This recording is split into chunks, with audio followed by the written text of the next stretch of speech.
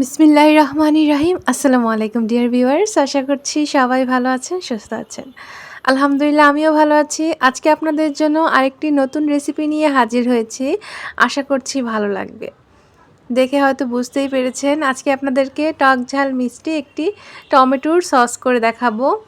তবে এটি হচ্ছে একটু অন্যরকমভাবে করব। তো ভিডিওটি শেষ পর্যন্ত দেখতে থাকুন, তাহলেই বুঝতে পারবেন। এই যে দেখতে পাচ্ছেন, এটা হচ্ছে সসটা বানিয়েছিলাম। তো শুরু থেকেই শুরু করছি। ফার্স্টে হচ্ছে বাজার থেকে টমেটো কিনে নিয়ে এসেছিলাম। এখন কিন্তু টমেটোর সিজন প্রায় শেষের দিকে। আর এখন হচ্ছে বাজারে আস্তে আস্তে টমেটোর দামটা হচ্ছে বাড়তিছে। তো আপনারা চেষ্টা করবেন এর মধ্যেই হচ্ছে টমেটো কিনে এরকম হট টমেটো সস বানিয়ে নিতে। তো দেখতে পাচ্ছেন এখানে আমি একদম ফ্রেশ টমেটো কিনে নিয়ে এসেছি। এই যে দেখেন, একদম লাল লাল পাকা টমেটো। এই যে দেখেন, আপনারা চাইলে একটু বেশি করে বানাতে পারেন। এখানে 1 কেজি পরিমাণে টমেটো আছে। খুবই সুন্দর দেখতে পাচ্ছেন। এটা কিন্তু আমাদের স্বাস্থ্যের জন্য খুবই ভালো। টমেটোতে কিন্তু ভিটামিন সি রয়েছে, এছাড়াও ভিটামিন এ রয়েছে, আর বিভিন্ন ধরনের অ্যান্টিঅক্সিডেন্ট তো আছেই, যেগুলো আমাদের স্বাস্থ্যের জন্য খুবই উপকারী। হজমের জন্য খুব ভালো। এছাড়াও টমেটো কিন্তু হার্টের জন্য খুব ভালো। এই যে দেখতে পাচ্ছেন, এগুলোকে আমি সুন্দর করে ধুয়ে নিচ্ছি।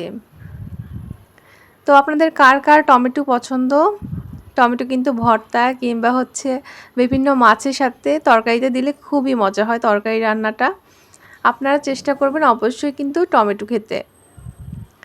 আর টমেটোর ক্যালোরি কিন্তু খুবই কম, এই জন্য ডায়েটে আপনারা অবশ্যই কি টমেটো রাখতে পারেন। এখানে আমি রসুন দিয়ে দিলাম। রসুন কিন্তু খুবই উপকারী আমাদের স্বাস্থ্যের জন্য। যাদের হচ্ছে ফ্যাটি লিভার বা হচ্ছে বিভিন্ন ধরনের সমস্যা রয়েছে, তারা কিন্তু হচ্ছে রসুন খেতে পারেন, যারা ওজন নিয়ন্ত্রণ করতে চান। তবে এগুলো খাওয়ার অবশ্য বিভিন্ন প্রসেস আছে। দেখেন, আমি এখানে শুকনো মরিচ দিয়ে দিয়েছি। আর টমেটোগুলোকে আমি হচ্ছে 2 ভাগ করে কেটে নিয়েছি। আপনারা হচ্ছে চাইলে আস্তাও দিতে পারেন, কিন্তু ওভাবে দিলে আসলে ভিতরে পোকা আছে কিনা বা ভিতরে কোনোটা হচ্ছে নষ্ট কিনা এটা বোঝা যায় না। এজন্য 2 ভাগ করে নেবেন। আর এখানে কয়েকটা টমেটো হচ্ছে একটু পচা পড়েছিল। দেখতে উপরে সুন্দর হলেও ভিতর দিয়ে একদম পচা ছিল। এখনকার আসলে টমেটোতে এত পরিমাণে ফরমালিন দেয়, যার জন্য উপরটা হচ্ছে সুন্দরই থাকে, কিন্তু ভিতরটা কেন যেন দেখালে হয়তো বুঝতেন যে একদম নষ্ট নষ্ট হয়ে গেছে। মানে বোঝা যাচ্ছে না দেখে যে এটা পচা। যখন আপনি নাকের কাছে নেবেন তখন দেখবেন যে একটা গন্ধ। তো আমি এগুলোকে হচ্ছে সুন্দর করে সিদ্ধ করে নিয়েছি। কিছু রসুন দিয়েছি, কিছু শুকনা মরিচ দিয়েছি। আপনারা হচ্ছে প্রয়োজন অনুযায়ী যতটুকু ঝাল খেতে পছন্দ করেন সেই অনুযায়ী আপনারা হচ্ছে শুকনা মরিচটা দিয়ে দিবেন।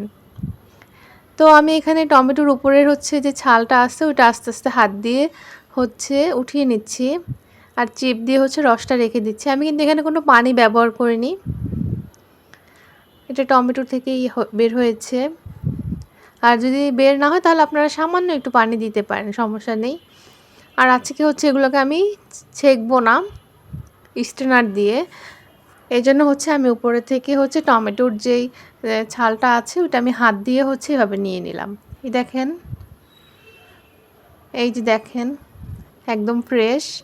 তো এভাবে করে প্রত্যেকটা টমেটোর উপর থেকে কিন্তু আপনারা স্কিনটা হচ্ছে ফেলে দিবেন। তো এগুলো আমি একটু গরম ছিল সেই অবস্থাতে আস্তে আস্তে করতেছিলাম। টমেটো আপনাদের কার কার পছন্দ অবশ্যই কিন্তু কমেন্টের মাধ্যমে জানাবেন। আর টমেটো সস খেতে কিন্তু খুবই মজা। এটা আমরা হচ্ছে বিভিন্ন ধরনের ভাজা খাবারের সাথে বলেন বা সস, আমরা কিন্তু সবসময় টমেটো সসটা খেয়ে থাকি। তো বাজার থেকে যে সসটা আমরা কিনে আনি ওটাতে হয়তো রং মিশানো থাকে।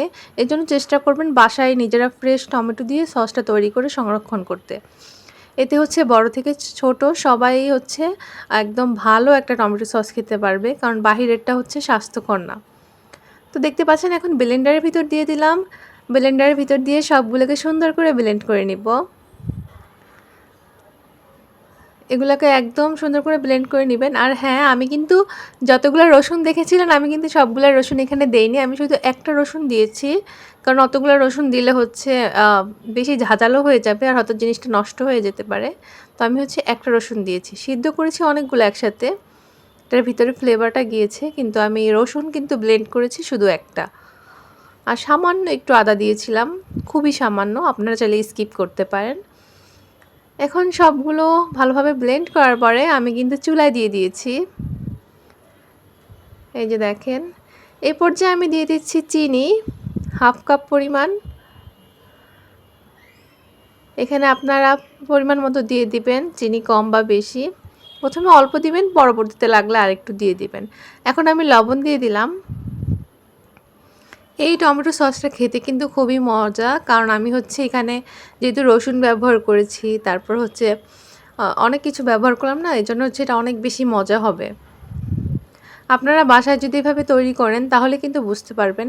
আর অবশ্যই আপনারা হচ্ছে উপরে ছালটা হচ্ছে ফেলে দিবেন, আর বীজ সহ নেওয়ার চেষ্টা করবেন। এতে হচ্ছে কারণ প্রত্যেকটা জিনিসের যে বিচিটা থাকে এটা কিন্তু অনেক বেশি পুষ্টিকর, এজন্য চেষ্টা করবেন এভাবে করে তৈরি করতে। তাহলে আপনাদের পরবর্তীতে হচ্ছে স্ট্রেনারে ছ্যাঁকা লাগবে না, তাহলে কিন্তু বিচিও চলে যায়, উপরের হচ্ছে যে ছিকলাটা আছে ওটাও চলে যায়। আর এভাবে করে যদি তৈরি করেন তাহলে কিন্তু হচ্ছে বিচিটা থেকে যাবে।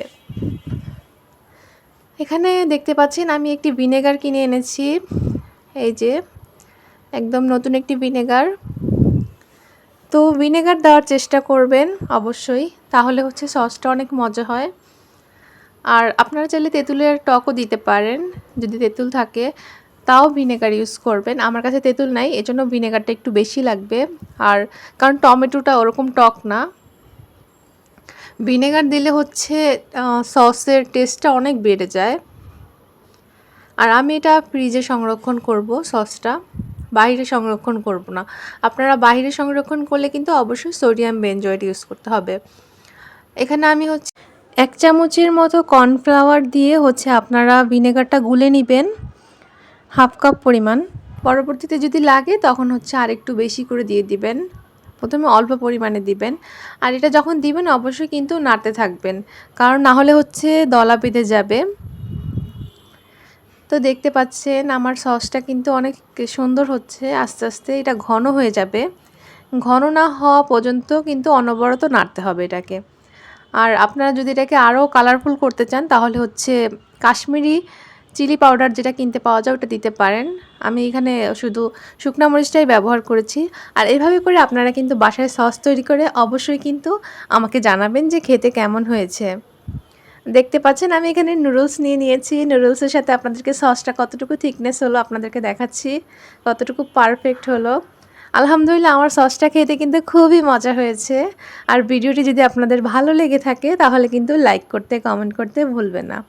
আর বাসায় কিন্তু অবশ্যই এভাবে টমেটো সস তৈরি করবেন, আর এভাবে রান্না করে হচ্ছে সবাইকে খাওয়াবেন, তখন দেখবেন যে সবাই অনেক প্রশংসা করবে যে অনেক বেশি মজা হয়েছে। তো নুডলস তো আমরা প্রতিদিনই খাই, তো নুডলসের সাথে এভাবে সস করে খাবেন। ধন্যবাদ সবাইকে।